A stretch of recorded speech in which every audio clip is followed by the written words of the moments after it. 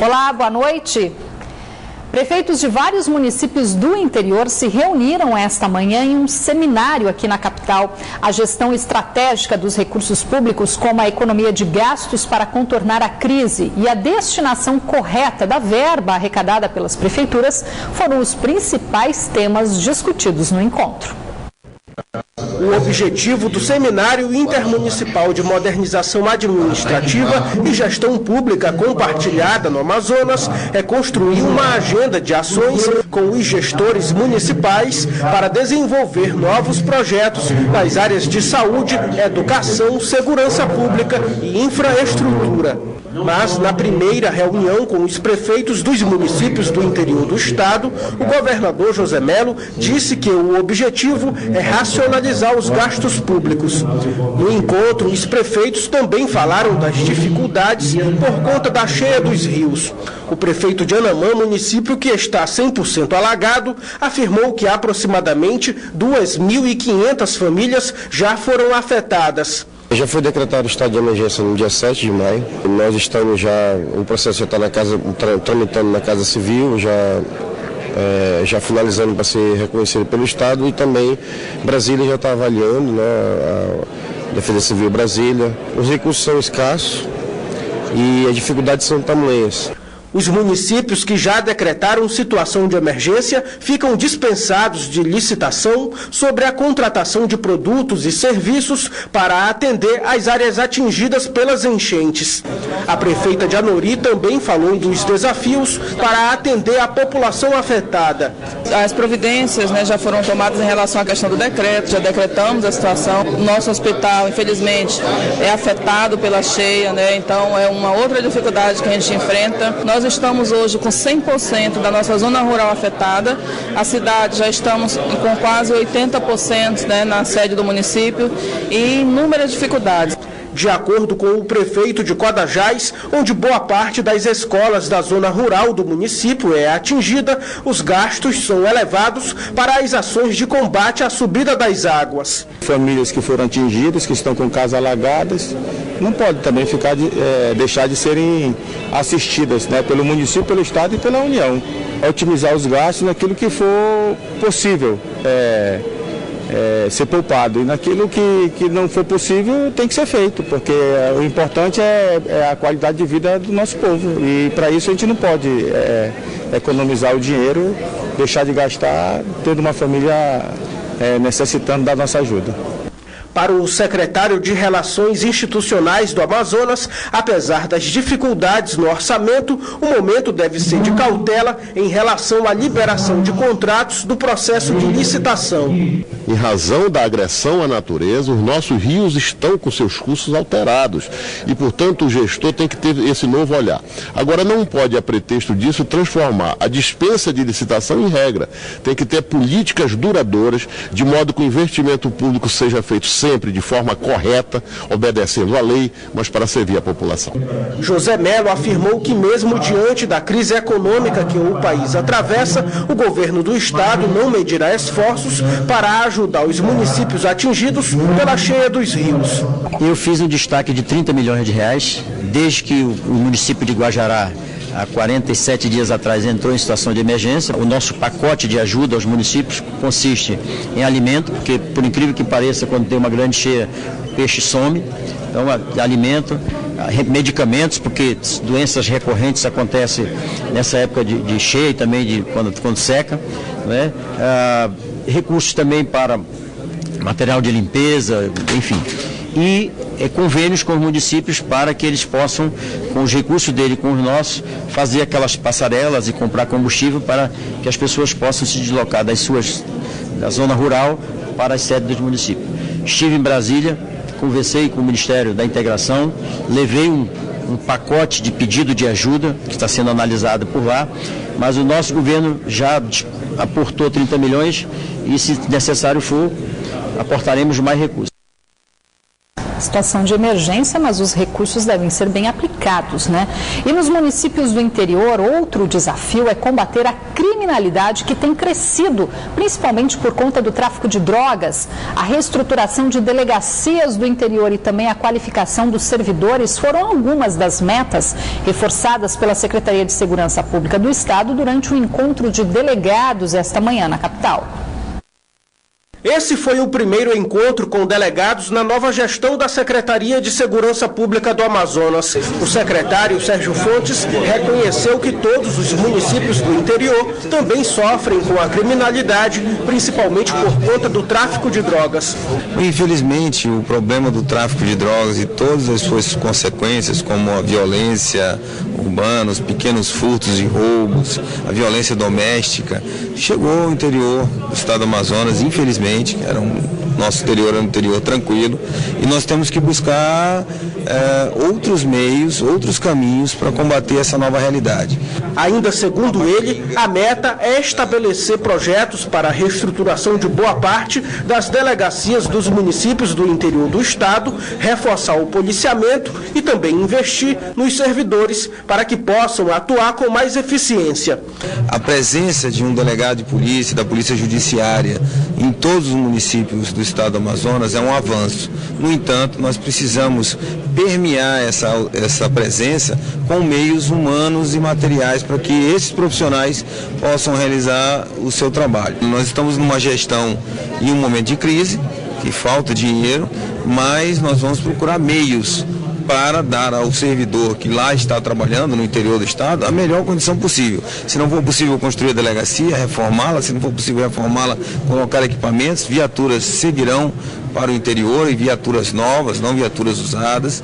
Então nós pretendemos manter um link direto e permanente com o servidor que trabalha no interior para que a gente possa constantemente buscar melhores condições de trabalho para eles. Sérgio Fontes ainda falou das causas para o aumento da criminalidade nos municípios do interior. Nós temos problemas no Alto Solimões e no curso do Solimões, que é uma via de transporte de entorpecentes muito utilizada, infelizmente. Nós temos problemas com droga em mais intensidade nos municípios que são fronteiriços com os produtores de cocaína, São Gabriel, enfim, Tabatinga, Atalaia do Norte, Benjamin Constant, e temos municípios que, por conta da proximidade com Manaus, também sofrem a influência da criminalidade que aqui permeia. São os municípios da região metropolitana. Cerca de 30 delegados do interior do Amazonas participaram do encontro na sede da SSP na capital na manhã desta sexta-feira. A proposta foi para apresentar em mesa as dificuldades enfrentadas em cada município. Precisamos trazer os colegas aqui do interior para nós discutirmos ações que possam beneficiar a atividade policial no interior. Segundo o delegado de Careiro da Várzea, um problema que o município apresenta é a superlotação nas delegacias. Ele também reclamou das dificuldades para combater o tráfico de drogas. É uma cidade que precisa de lanchas para fazer tanto patrulhamento quanto as investigações policiais. As delegacias do interior hoje sofrem com a superlotação de presos, coisa que não é responsabilidade da delegacia, tampouco do delegado. Então essa questão, um novo arranjo sistemático de presos em delegacia deve ser resolvida. De acordo com o delegado-geral da Polícia Civil do Amazonas, muitas ações devem ser planejadas junto aos prefeitos. Então, acredito que será de grande proveito para os policiais do interior, que, repito, são policiais que têm pouco tempo ainda de serviço, e será um benefício também para a instituição como um todo. A Prefeitura de Manaus começou a cadastrar nesta sexta-feira as famílias afetadas pela cheia do Rio Negro. Cerca de 40 agentes da Secretaria Municipal de Assistência Social estão indo nas casas. E a previsão é que até o final do mês de junho, pelo menos 4.000 famílias sejam cadastradas. Imagine que você está em casa e se ao abrir a janela, a sua visão fosse esta, um rio cheio de lixo que está cada vez mais perto de entrar nas casas. Ruas e becos deram lugar a pontes de madeira. Quando o rio está cheio, os moradores que vivem às margens dos igarapés de Manaus mudam sua rotina completamente. E para sair de casa, só usando as pontes de madeira ou embarcações. Para a dona Rosita, que tem uma filha especial, sair de casa não é tarefa fácil. porque não tem condição de ela se locomover pela ponte, né? Que a ponte é estreita demais. É muita dificuldade. A situação em Manaus é de emergência, assim como em outros 23 municípios do Amazonas. Na capital, a prefeitura está cadastrando as famílias em situação de extrema vulnerabilidade social e que já sofreram prejuízos com a cheia. Então ela vai dar direito à questão do auxílio aluguel, que conforme a lei 1666 garante R$300, né? E alguns auxílios de benefícios eventuais, como cesta básica, colchão e outros que a gente avalia na residência da perda da família que foi atingida. No bairro São Jorge, na zona oeste da cidade, algumas casas já foram abandonadas pelos moradores.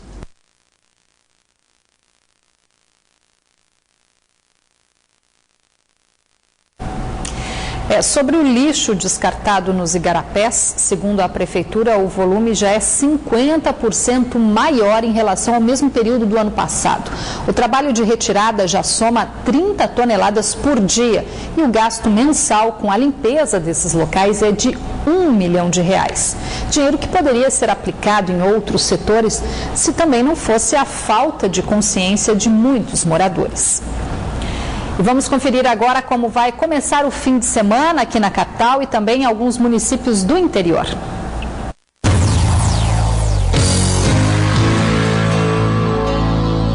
Em Benjamin Constant, a previsão é de tempo encoberto com chuva. As temperaturas variam entre 22 e 34 graus. Em Boa Vista do Ramos, o tempo fica instável neste sábado, mínima de 25 e a máxima não passa dos 28 graus. Na capital, o sábado também terá muitas nuvens e a chance de chuva no decorrer do dia. As temperaturas variam entre 25 e 29 graus. Bandidos roubaram hoje uma agência do Banco do Brasil no bairro Compensa, na zona oeste da capital. Segundo testemunhas, todos vestiam a farda de uma empresa de gás e ao entrar no banco renderam os seguranças. Na fuga, eles foram surpreendidos pela polícia militar. Houve troca de tiros, mas todos conseguiram escapar, levando uma quantia ainda não revelada. Nesse vídeo que circula nas redes sociais, é possível ver o corre-corre e o desespero de pessoas que estavam neste parque, ao lado da agência bancária que foi assaltada no bairro da Compensa, zona oeste de Manaus. Era 1h30 da tarde quando os bandidos chegaram no banco. Os homens chegaram em uma picape aqui na agência. Entraram e não foram percebidos, porque estavam fardados. Usavam uma farda de uma empresa de gás aqui de Manaus. Lá dentro, renderam os seguranças. Anunciaram um assalto. Estavam fortemente armados e levaram uma grande quantia em dinheiro, mas que o banco e a polícia ainda não divulgaram o valor. O delegado que investiga o caso ainda não sabe dizer quantos assaltantes participaram da ação, mas que eles foram surpreendidos na saída da agência. Durante a troca de tiros, alguns carros que estavam estacionados em frente ao banco foram atingidos. Eles chegaram a roubar um dos veículos para fugir. Havia passando na hora uma viatura da Rocan e houve uma troca de tiros entre policiais e os bandidos. Pela Avenida Brasil, os bandidos fugiram sentido Ponta Negra. Este é o segundo roubo a bancos em um intervalo de menos de um ano nesta área da cidade. Em setembro do ano passado, a agência do Banco Itaú foi a escolhida pelos assaltantes. Eles levaram R$680 mil da agência. Os bandidos chegaram a bloquear a Avenida Brasil, na época, com um ônibus para facilitar a fuga. Um mês depois, o bando foi preso pela Polícia Civil. Foi roubado um carro aqui na frente da agência, onde os indivíduos saíram em fuga e abandonaram a Compensa 1 carro. E lá praticaram um novo roubo e roubaram um outro veículo. A campanha de vacinação contra a gripe, que terminaria hoje em todo o Brasil, no Amazonas, foi prorrogada até o dia 3 de junho. Em outros 10 estados que também não atingiram a meta, segundo o Ministério da Saúde, a campanha será encerrada no dia 5 de junho. Segundo a Fundação de Vigilância em Saúde, aqui no estado, a cobertura atingida até o momento é de 61,87%. A estimativa é imunizar pouco mais de 930 mil pessoas em todo o Amazonas. Lembrando que o público-alvo são idosos, trabalhadores da área de saúde, crianças de 6 meses a 5 anos, gestantes, mulheres em pós-parto até 45 dias, indígenas e pessoas com doenças crônicas. O Amazonas foi o primeiro estado do Brasil a introduzir a carreira médica na Constituição por meio de uma emenda aprovada no ano passado. No entanto, até hoje, a lei não foi regulamentada. Esta manhã, a Comissão de Saúde da Assembleia Legislativa convocou uma audiência pública para tratar do assunto que pode resolver o problema da falta de médicos em municípios do interior. A audiência foi presidida pelo deputado estadual Dr. Gomes, vice-presidente da Comissão de Saúde da Assembleia Legislativa. Em discussão, as propostas para a aplicação da carreira médica aqui no estado. Amazonas parte na frente, na dianteira dos demais estados da federação, quando já discutiu exaustivamente essa matéria, como também já inseriu na Constituição do estado. Desde o ano passado, a carreira médica está prevista na Constituição Estadual por meio de uma emenda de autoria do deputado estadual Luiz Castro, do PPS. A medida pode resolver o problema da falta de médicos nos municípios do interior. Será os médicos presentes atendendo nessas localidades longínquas. E eu tenho certeza que aí sim o profissional médico vai estar devidamente valorizado, motivado em função de um plano de carreira, como ocorre já no judiciário. De acordo com o presidente do Sindicato dos Médicos, desde a aprovação da lei, um estudo está sendo realizado para que os anseios da categoria sejam contemplados. A carreira médica de Estado trata principalmente da questão também da interiorização do médico. E ela prevê, então, que o médico possa iniciar essa carreira através de concurso público e iniciando as suas atividades, então, nessa carreira pelo interior e lá permanecendo por um tempo determinado, pelo menos 4 anos, e depois, progressivamente, ou dependendo da necessidade do Estado, ele vir prestar serviço diretamente na capital. Ainda de acordo com o médico, o Estado precisa tornar a carreira da categoria atrativa para que os concursos públicos possam ter a adesão esperada. Nós estamos propondo várias formas de modalidade dessa assistência dos médicos ao interior. Uma delas é o modelo que a gente observou no sistema Petrobras. Os profissionais prestam serviço durante 15 dias e têm um descanso na sua localidade de origem de 15 ou 21 dias. Um laudo preliminar divulgado nesta sexta-feira pelo Sindicato das Empresas de Transporte de Passageiros do Estado do Amazonas aponta que o motorista não teve culpa no acidente que resultou na morte de um ciclista na manhã de ontem, na Avenida Djalma Batista, zona centro-sul da capital. A vítima, Antônio Simão de Lima Araújo, de 61 anos, morreu depois de ser atropelado por um ônibus da empresa Líder. Ainda de acordo com o Sinetran, o ônibus estava em velocidade compatível para a via, que não possui faixa exclusiva para ciclistas e que no momento do acidente a vítima usava fone de ouvido, que pode ter impedido dele perceber a presença do veículo. O laudo oficial deve sair em 30 dias. Após o acidente, o motorista prestou depoimento na delegacia e foi afastado das funções até o fim do processo. Ele ainda deve passar por tratamento psicológico para saber se poderá retornar às atividades. Agora o momento bicho aqui no Band Cidade. Um tamanduá mirim foi resgatado na manhã de hoje pelo Batalhão Ambiental da Polícia Militar aqui na capital. Ele foi encontrado por clientes na área de um estacionamento de um supermercado na zona oeste da cidade. O animal não apresentava ferimentos e mais tarde foi solto em uma área de mata. O telefone do Batalhão Ambiental é o 98842 1547. Na próxima segunda-feira, abrem as inscrições para o Exame Nacional do Ensino Médio, o Enem. As provas estão marcadas para os dias 24 e 25 de outubro, mas para muitos a preparação começou logo no início do ano. A dedicação é tanta que vários candidatos passam mais de 8 horas por dia lendo e fazendo simulados. Desde o início do ano, Caroline fez questão de mudar a rotina para alcançar o sonho de cursar fisioterapia na Universidade Federal do Amazonas. Como que é o seu ritmo de estudo, por exemplo? Como você divide as matérias para estudar? Eu divido as matérias de acordo com a aula dada do cursinho, né? Se eu estudo literatura hoje, biologia, história, é a mesma matéria que eu vou estudar à noite, né? À tarde. Revisando. Revisando, isso. O professor diz que a aluna está no caminho certo. Para conseguir um bom resultado no Exame Nacional do Ensino Médio, não basta apenas estudar na sala de aula. Estudar nunca é demais, não é? Aqui nós passamos em torno de 4 a 5 horas em sala de aula. O ideal é que após a saída da sala de aula, o aluno revise e reforce aqueles conteúdos que ele aprendeu no dia.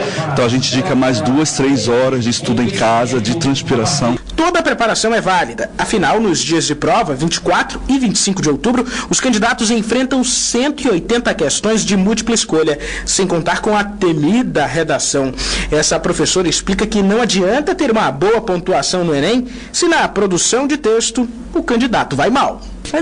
Na verdade, é muita leitura e muita prática. Ou seja, ler muito, estar atento e saber, quando você se deparar com um tema, você dizer, não, eu tenho um argumento suficiente para isso, né? Porque você precisa extrapolar aquilo que os textos motivadores colocam como sugestão. Além dos cursos preparatórios, onde em média os candidatos pagam R$200 por mês, muitas escolas particulares já começam a oferecer para os alunos do terceiro ano do ensino médio aulas de preparação para o vestibular no contraturno. Esse contraturno vem para complementar o trabalho que a escola faz para uma prova que requer habilidades específicas como o Enem. O método da escola de colocar o curso preparatório no contraturno, 3 vezes na semana, é para que os alunos não deixem de lado o ensino regular. Com essas aulas nós podemos aprender o que faltou e ainda assim conseguimos estudar para o nosso terceiro ano, que é importante, assim como estudar para o Enem. A concentração é importante, mas é preciso ficar atento ao prazo de inscrição, por exemplo, que começa agora no dia 25 de maio, às 10 horas da manhã, mas o horário é de Brasília. Fica atento a isso também. E uma outra questão, termina no dia 5 de junho, às 23 horas e 59 minutos. Mas horário de Manaus? Não, horário de Brasília. Para quem não tem isenção, a taxa de inscrição do Enem sofreu alteração. Passou de R$ 35 para R$ 63. Futebol, nesse fim de semana, 5 jogos encerram a última rodada da primeira fase do Campeonato Amazonense. Amanhã, às 3 da tarde, no estádio da Ubra, o lanterna da competição, o Operário, enfrenta o Nacional Borbense. No mesmo horário, o São Raimundo joga contra o Manaus Futebol Clube na Colina. E o Iranduba pega o Penarol de Itacoatiara no estádio Carlos Amit. No domingo, o Princesa dos Solimões vai encarar o Nacional, líder do campeonato. Às 4 da tarde, na Colina. E no mesmo horário, o Rio Negro enfrenta o Fast Clube no estádio Carlos Amit. Vale lembrar que os 4 semifinalistas da competição já estão definidos: Nacional, Princesa dos Solimões, Fast Clube e Penarol. As primeiras partidas da semifinal já acontecem no próximo fim de semana. E começou hoje na Vila Olímpica da capital a Copa Norte e Nordeste de Natação, que este ano faz uma homenagem ao atleta Pedro Nicolas, vítima de um acidente de trânsito há 2 anos no Espírito Santo. De acordo com a Fundação Amazonense de Desportos Aquáticos e a Fundação Vila Olímpica, 27 clubes e um total de 290 atletas movimentarão o Parque Aquático da Vila Olímpica de Manaus a partir desta sexta-feira, em disputa no Festival Norte-Nordeste de Mirim e Pets de Natação, Troféu Pedro Nicolas Sena da Silva. O troféu leva o nome do atleta que morreu em 2013, vítima de acidente de trânsito na cidade de Vitória, no Espírito Santo. A disputa por medalhas vai reunir atletas de base de categorias mirins de 9 e 10 anos e pets de 11 e 12 anos. A programação segue até a tarde de sábado e a entrada é gratuita. Atletas da seleção amazonense de polo aquático também embarcarão para João Pessoa, na Paraíba, no dia 10 de junho, para brigar pelo tricampeonato na Copa Norte e Nordeste da modalidade, competição classificatória para o Campeonato Brasileiro. Band Cidade fica por aqui. Para rever esta edição, acesse o site band.com.br/Amazonas. E você pode ajudar a pautar o Band Cidade mandando uma sugestão de reportagem com fotos e vídeos para o WhatsApp da redação. Anote o número 992051478. E amanhã tem Band Cidade Entrevista, que recebe o Procurador-Geral de Justiça do Amazonas, promotor Fábio Monteiro. O programa vai ao ar 6:50 da noite. Fique agora com as notícias do Brasil e do mundo no Jornal da Band. Uma boa noite para você. Obrigada pela sua audiência.